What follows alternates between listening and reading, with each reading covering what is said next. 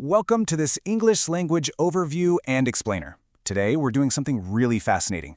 We're taking a strictly objective, analytical look at the unprecedented legal realities, political evolutions, and future implications of two highly controversial global leaders, Donald Trump and Benjamin Netanyahu. We're going to break down the hard data and historical comparisons to truly understand the mechanics of their leadership. Let's hook right into the core paradox here.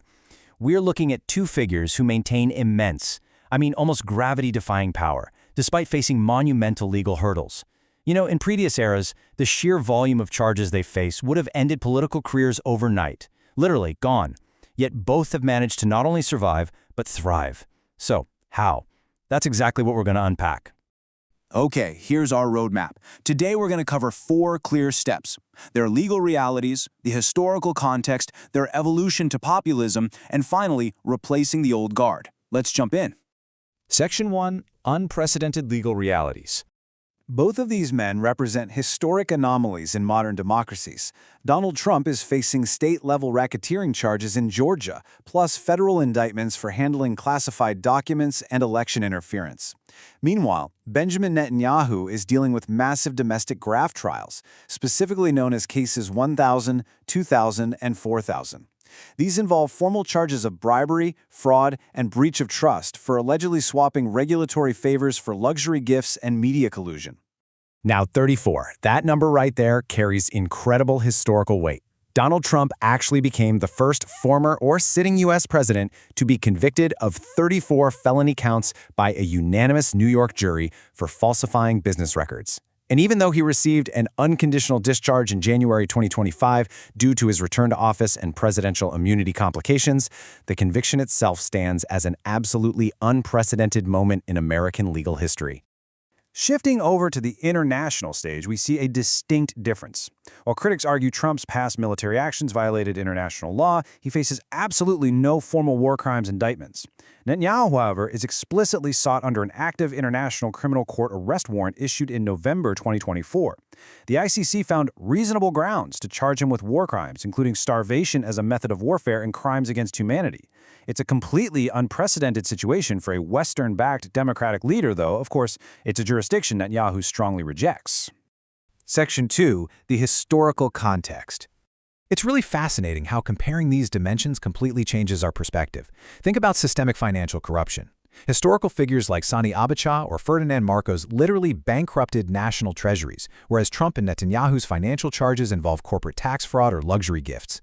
In terms of war crimes, historians fundamentally distinguish Netanyahu's devastating civilian tolls from the industrialized extermination campaigns of autocrats like Hitler or Stalin. But when we look at democratic deviance, well, that is where they parallel history.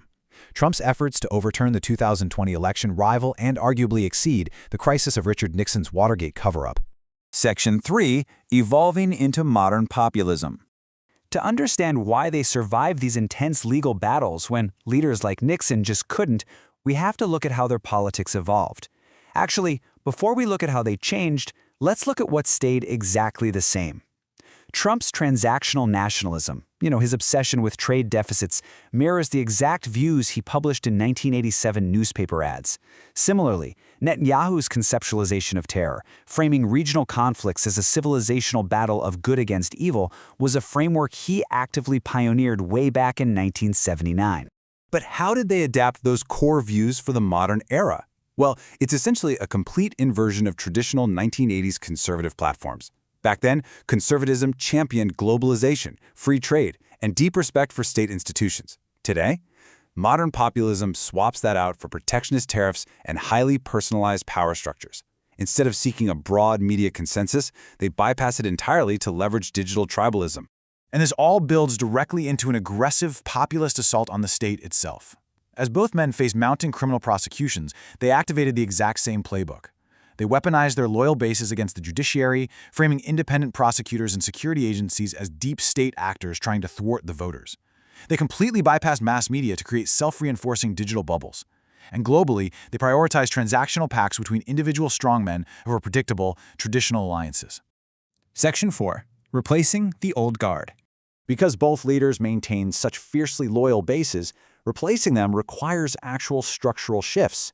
In the United States, the most direct legal mechanism is constitutional. The 22nd Amendment strictly limits a U.S. president to 2 terms. This means Trump is constitutionally barred from running for a 3rd term, which forces a structural replacement regardless of his populist hold on the electorate. Over in Israel, the parliamentary system provides a completely different legal off-ramp. It's called the constructive vote of no confidence. This is a fascinating mechanism where a simple majority of the Knesset, so just 61 members, can vote to immediately replace the prime minister without even triggering a general election. Historically, activating this requires uniting highly diverse anywhere but Bibi coalitions spanning from the far left to Arab parties all the way to the center. But let's be real. Legal maneuvers just aren't enough. Opponents eventually have to win at the ballot box.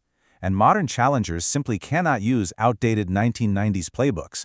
To succeed, they have to follow 3 key steps. First, address the working-class economic anxiety that these populists exploit by offering actionable alternatives, things like clean energy manufacturing and local supply chain investments. Second, build broad ideological coalitions.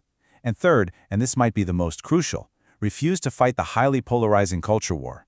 Instead, pivot to tangible, universal issues like healthcare costs, housing, and local security. Finally, to actually pull this off, a new generation of up-to-date politicians needs to embody a very specific set of traits. We're talking immense tech literacy, utilizing decentralized digital communication to bypass media gatekeepers. They need rapid response teams to debunk disinformation in real time. And rather than blindly defending old institutions, they must advocate for institutional innovation, demanding term limits, strict ethics reforms, and data-driven crisis management. All of which leaves us with a final, absolutely vital question. After examining their unprecedented legal realities, their historical parallels, and the digital populism they've weaponized, we have to ask, is the era of hyper-personalized populism a permanent shift in global democracy, or is it just a passing phase before a democratic correction? The strategies of the next generation of leaders will ultimately provide the answer. Thank you so much for joining me for this explainer. Keep questioning, keep analyzing, and we'll see you next time.